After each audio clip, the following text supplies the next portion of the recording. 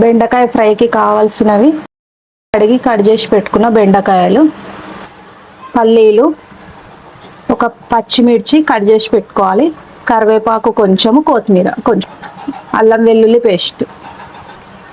ఇప్పుడు ఫస్ట్ పొయ్యి మీద కడాయి పెట్టుకోవాలి. ఇది ఫ్రై కాబట్టి ఆయిల్ కొంచెం ఎక్కువనే పడుతుంది. నేను 3 టేబుల్ స్పూన్ ఆయిల్ వేస్తున్నా. దీంతో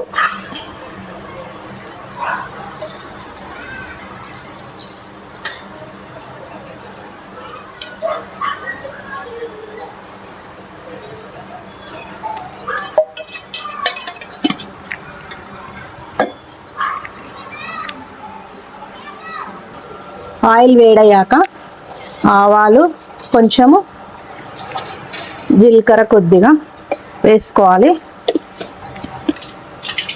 ఆవాలు జీలకర్ర చిటపటలాడాక మనం పక్కకు తీసుకున్న పల్లీలు వేసుకోవాలి.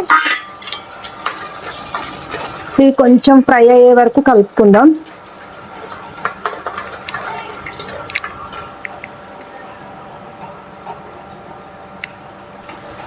ఈ మాత్రం ఫ్రై అయితే సరిపోతుంది.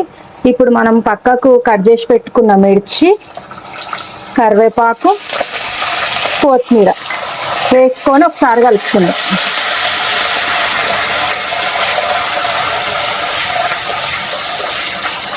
ఫ్రైలో ఆనియన్స్ వేయొద్దు.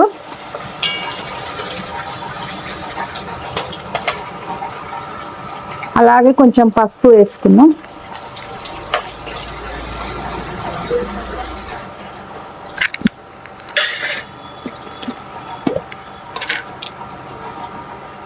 దీంట్లోనే నేను 1/2 టేబుల్ స్పూన్ సాల్ట్ వేస్తున్నా.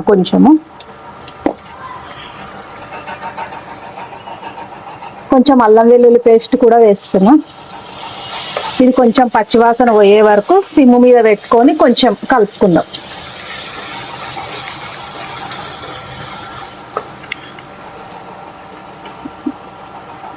ఇప్పుడు మనం ఇందులోకి కట్ చేసి పెట్టుకున్న బెండకాయలు వేసుకొని కలుపుకుందాం.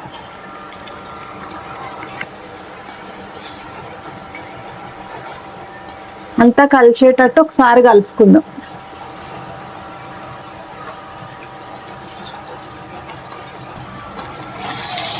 బెండకాయ ఫ్రై అయ్యేంత వరకు ఒక 10 నిమిషాలు సిమ్ మీదనే పెట్టుకొని ఫ్రై చేసుకుందాము. ఇప్పుడు ఫ్రై అయ్యిందో లేదో ఒకసారి తీసి కలుపుకుందాము.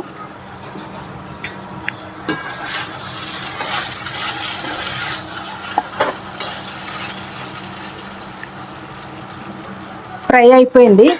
ఇప్పుడు ఇందులోకి కారం వేసుకుందాము.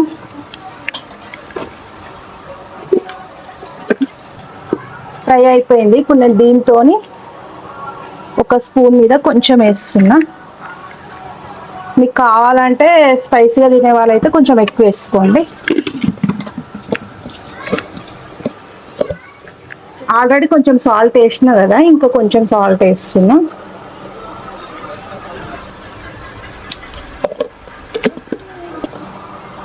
ఇప్పుడు దీంట్లోకి కొంచెం ధనియాల పొడి వేసుకుందాము. వేసుకొని ఒకసారి కలుపుకుందాం. సిమ్ మీదనే పెట్టుకోవాలి.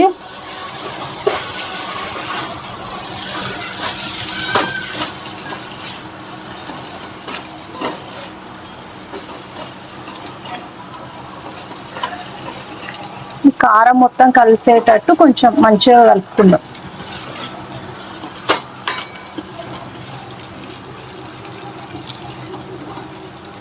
దీన్ని ఒక 2 మినిట్స్ సిమ్ మీద పెట్టుకుందాం, మూత పెట్టుకొని. ఇప్పుడు మూత తీసి కలుపుకుందాం ఒకసారి.